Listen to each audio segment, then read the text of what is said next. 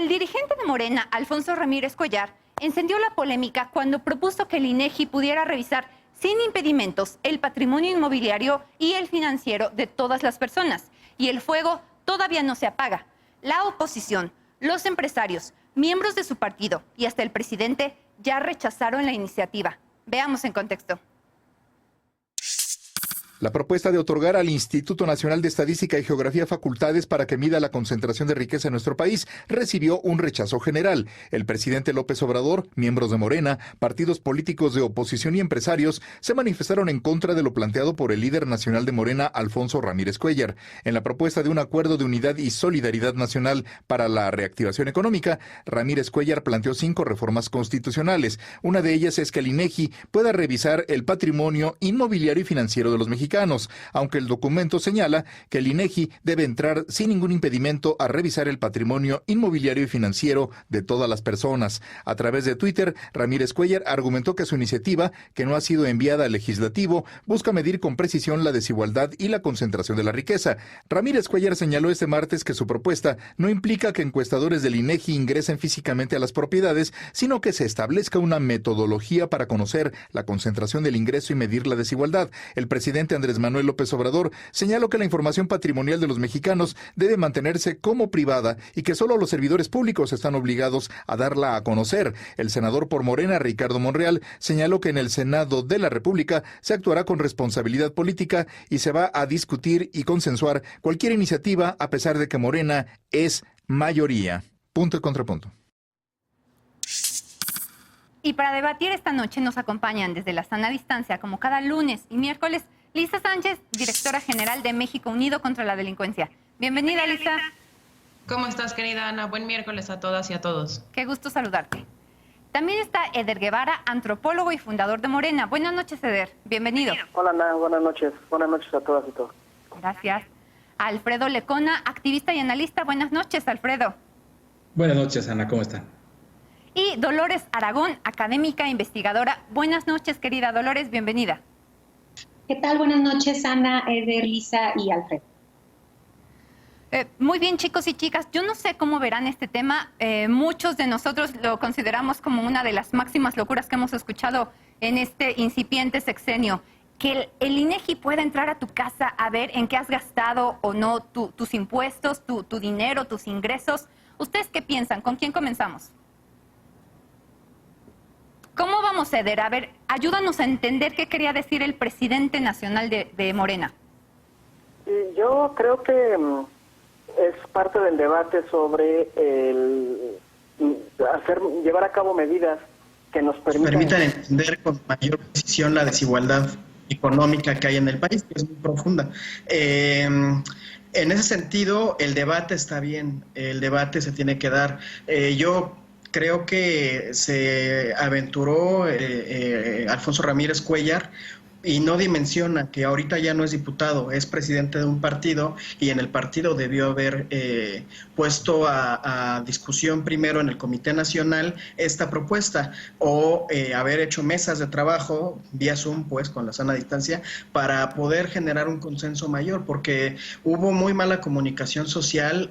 A mí me llegó el documento la noche previa a que él lo abrazara o dijera que sí era de él y parecía un documento falso. Después hubo muchos vacíos. Yo sí creo que tiene que establecerse mecanismos y herramientas para medir con mayor precisión la desigualdad y eso implica medir con mayor precisión la riqueza, las posesiones de quienes más tienen. Se tienen que establecer un mecanismo, pero no sé si esta era la forma más adecuada. De por sí, a los encuestadores del INEGI luego no les abren las puertas, sobre todo en los suburbios, en las zonas residenciales, pues si se establece un mecanismo de estos, con menos ganas les abrirían. Hay una serie de errores, insisto, creo que de comunicación social, porque quedó muy ambigua la propuesta.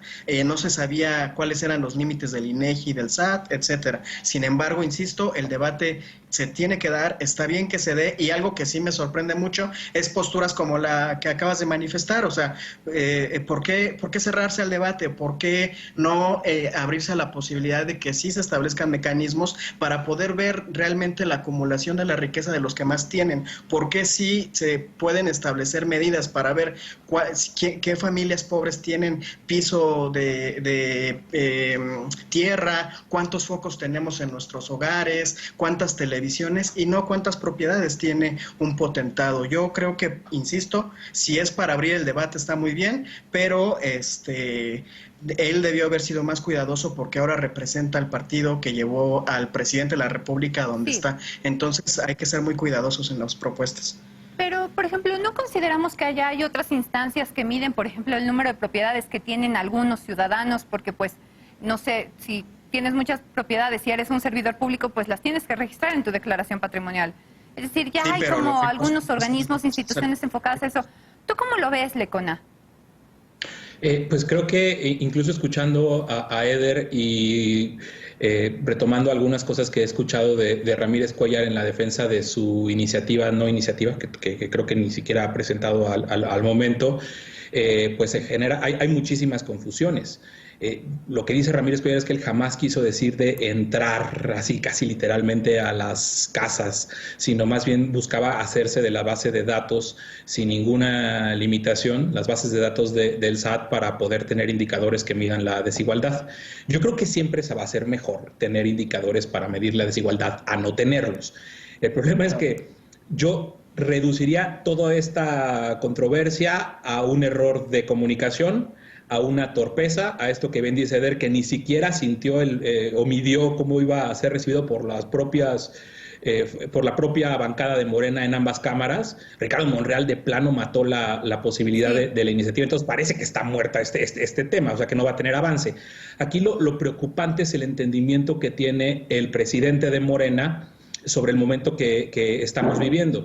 Hemos hablado aquí mucho de la necesidad de que exista una reforma fiscal profunda a la cual el presidente López Obrador no le ha querido entrar y se ha mantenido en su propuesta de no subir impuestos, de mantener los impuestos. Entonces se cae el argumento que tenía Ramírez Cuéllar de que con nuestros indicadores para medir la desigualdad y de la acumulación de riqueza iban a poder cobrar más efectivamente a los que más tienen impuestos, ¿no? En lugar de entrarle seriamente a una reforma fiscal redistributiva sólida y la que el país necesita desde hace muchísimos años. Entonces, no se le apuesta capital político a eso, y qué pésima lectura del presidente de Morena de lanzar una iniciativa o de anunciar que iba a presentar una iniciativa sin dar mayores explicaciones en el momento en el que estamos. Como si no bastara la cruzada que tiene Andrés Manuel López Obrador para dinamitar la confianza de inversionistas y de empresarios en el país, como para que todavía vengan con estas ambigüedades que genera pues, debates y posturas que son realmente ridículas, ¿no? También esto de que ya llegó el comunismo y que ya vamos a hacer la nueva Venezuela y todo esto, pues son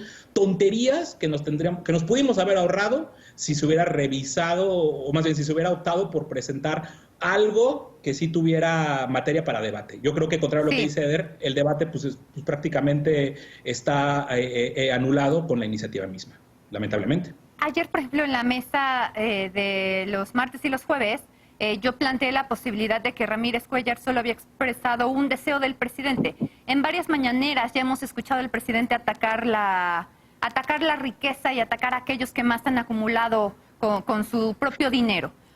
Tú, por ejemplo, Dolores, ¿tú cómo observas, cómo tenemos que entender esta propuesta o esta visión de Morena como mexicanos de clase media que no estamos ni de un lado ni del otro y que sin embargo somos a los que más, pues siempre se nos carga el carro? Mira, pues es una pregunta muy, muy importante porque creo que también ese es un debate fundamental que tenemos que tener. Las afectaciones a las clases medias, ¿no? Yo encuentro sumamente desafortunada la declaración de Ramírez Cuéllar y sobre todo encuentro muy desafortunado que se hagan este tipo de declaraciones en un contexto donde el presidente Andrés Manuel López Obrador necesita apoyo de la gente de la 4T. Eso es importantísimo, saber tener la lectura política, pero también no sé si el INEGI sea la instancia adecuada para medir lo que busca o buscaba medir Ramírez Cuéllar. Quizá volvemos a la misma premisa que hemos discutido aquí en algunas ocasiones anteriores, la cuestión de la reforma fiscal, porque a ver, ¿dónde está realmente el poder adquisitivo fuerte, potente de México, ¿no? Es decir, en la banca, a lo mejor en empresas internacionales, y ese debate definitivamente se tiene que dar, y me parece excelente que Morena lo quiera dar y quiera dar el paso. Ahora, creo que el planteamiento no está bien enmarcado, porque yo me iría más a la cuestión de la reforma fiscal y me iría también a, en todo caso, a la unidad, por ejemplo, de inteligencia patrimonial y económica. México tiene la unidad de inteligencia financiera. O sea, yo partiría más como desde ese enfoque. No sé si el INEGI sea la instancia adecuada para medir lo que Ramírez Cuéllar supone o quisiese medir. Muy buena aportación, Dolores. Lisa, no sé, ¿cómo podemos... no sabemos si, como nos comenta, por ejemplo, Lecona, el tema ya está muerto o vayan a insistir de otra manera, como dice Dolores, que podría ocurrir? Yo creo que aquí hay 3 temas, Ana, queridos colegas, que son importantes y tienen relevancia en sí mismos, cada uno por separado, y luego en su conjunto ya es pues un poco el ambiente enrarecido en el que nos encontramos discutiendo esta iniciativa de distintas reformas, porque no era una sola reforma la que se planteaba. La primera es evidentemente la necesidad de tener indicadores para medir la distribución de la riqueza, su concentración y los niveles de desigualdad que tenemos.